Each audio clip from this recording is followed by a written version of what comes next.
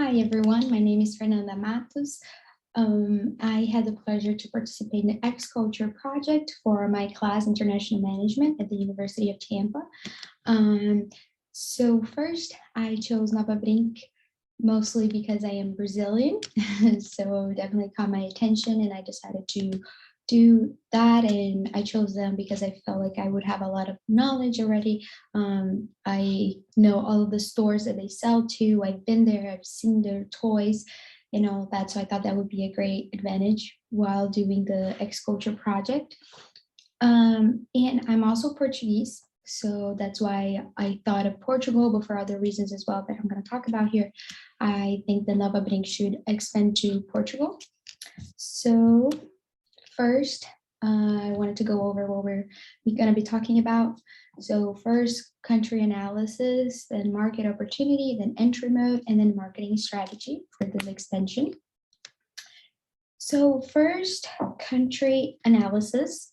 We're going to talk about the economy of Portugal, politics, culture, and also kind of compare it to the Brazilian economy, politics, and culture, so we can have an idea of how that would be of like doing business in Portugal. So first here I have some background information, GDP, economic structure, political system, currency, and all of that, some background information. But I wanted to mention and emphasize the difference between the national income per capita between Brazil and Portugal. So Brazil's national income per capita in 2020 was $7,850. And in Portugal, it was actually $22,267. So we can see there's a big difference there. Portugal being a lot wealthier than Brazil, which is no news, but that's something important to mention. And then regarding politics, Portugal is very stable, politically stable. According to the World Bank, Portugal scored 90.5% in a rank of political stability, which can mean a lot of things. There's less chance of riots in the country, less risk while doing business there, more and in general more safe regarding the future. So it's very safe, they're very secure to do business in Portugal, as it is very stable. You don't have to be worrying about if the government will be overthrown, if they're going to be a financial crisis in the country, because those things affect business in many ways. And then I also wanted to talk about the culture. Brazil and Portugal, I would say obviously I'm Brazilian and I've been to Portugal many times. You can see a lot of similarities, but at the same time, a lot of differences, which is funny to see. But the biggest thing, I guess, would be uncertainty avoidance based on Hofstede's cultural dimensions. This is like a big difference between Brazil and Portugal. Portugal really does not like risk, pretty much. They are very avoidant of uncertainty. So that's something that might be an issue while doing businesses with them. They will want to know exactly how things are going to work. They want to know the risks. They want you to show them how you're going to mitigate that risk and how things are going to go. So for them, I guess it's very hard to do something new, something like innovative. So there might be a lot of convincing to do with them. But other than that, Portugal and Brazil obviously speak the same language, so there's not going to be that barrier while doing business between the two countries. It will be easy to communicate. And also something interesting that I think has everything to do with this is how Portugal gets a lot of Brazilian culture too. So a lot of, like in Portugal, Brazilian novellas, Brazilian soap operas are very famous. They watch all of our novellas. I have Portuguese friends where I talk about those TV shows with them and they all know about it. And then also videos like on YouTube, which is something that we're going to talk about when we talk about market opportunity. They really like our shows, our videos, they like our culture. So I think that's why Portugal would be a great place for Novabrink to export to. And that's what I want to get into now for market opportunity. So Lucas Neto, which is like one of the featured dolls by Novabrink, is a success in Portugal.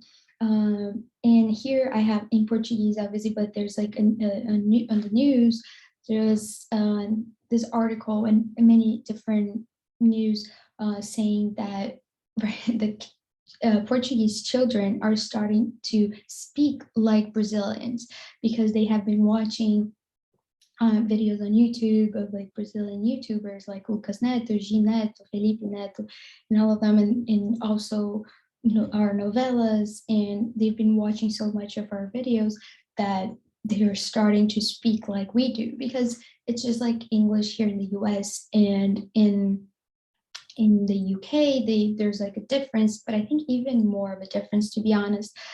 They have different words, different expressions, and they're starting to use the words that we use. And some parents are like even getting mad about that. But but anyway, I think that says a lot about how much Portugal watches our videos, our YouTubers, and that's why Nova Brink would have a lot of success there because selling these dolls would be huge there because there's so many fans of Lucas Neto there. So that would be like crazy and people would love to do that. And also, as we said about how there's the same language, logistics would also be easier when exporting to Portugal, considering similar culture and the lack of a language barrier. I think those things would be an advantage to Novabrink. So now about entry mode, after talking to my group, we decided that direct exporting would be the best option. As you can see here, it goes straight from the supplier, which would be Novabrink, to the retailer, which we gave in our report, we gave some options for that. And I even contacted some of them. One of the people that I contacted, one of the companies, they actually got back to me and said they were going to analyze it because they see that Lucas Neto is very famous in Portugal and that could be a very good thing for them as well. But they haven't gotten back to me after that, after analyzing it, but maybe they will soon. But I think direct exporting would be great. And I brought here some advantages and disadvantages of direct exporting. So pretty much you have some advantages are that you have control over selection of foreign markets and choice of foreign representative companies. So that's pretty much what we were talking about, how we chose Portugal and what stores we want to sell to. You also have good information feedback. It doesn't go through too many people. You can go straight to them. They can give you feedback right away. It's just one way.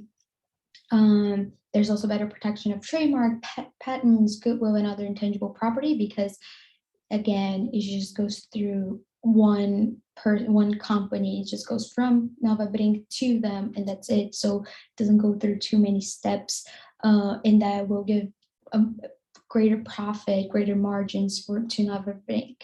And there's like some disadvantages.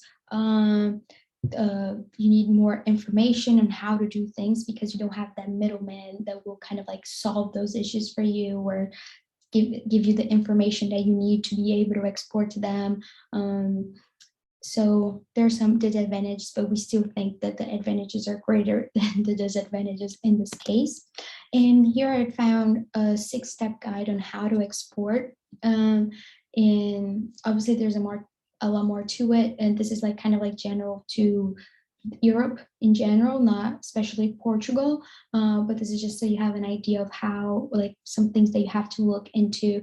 And I know Novabrink has done business abroad before, so I believe you guys, like, Novabrink already has a lot of knowledge on this, but this is just a step guide that I found where you have to get quotes. There's some documents that you need some insurance, some documentation. So here are the steps. And then the last thing I wanted to talk about is the marketing strategy.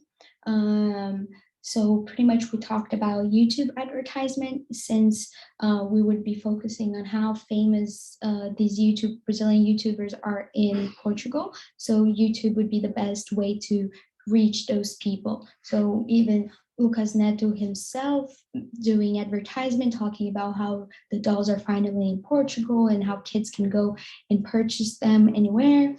Um, but also just paying for YouTube advertisements.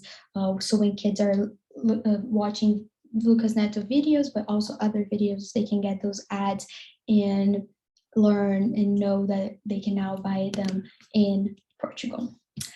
So that's it. I hope you guys understood why the reasoning behind expanding to Portugal. And if you have any questions, of course, you can always reach out to me.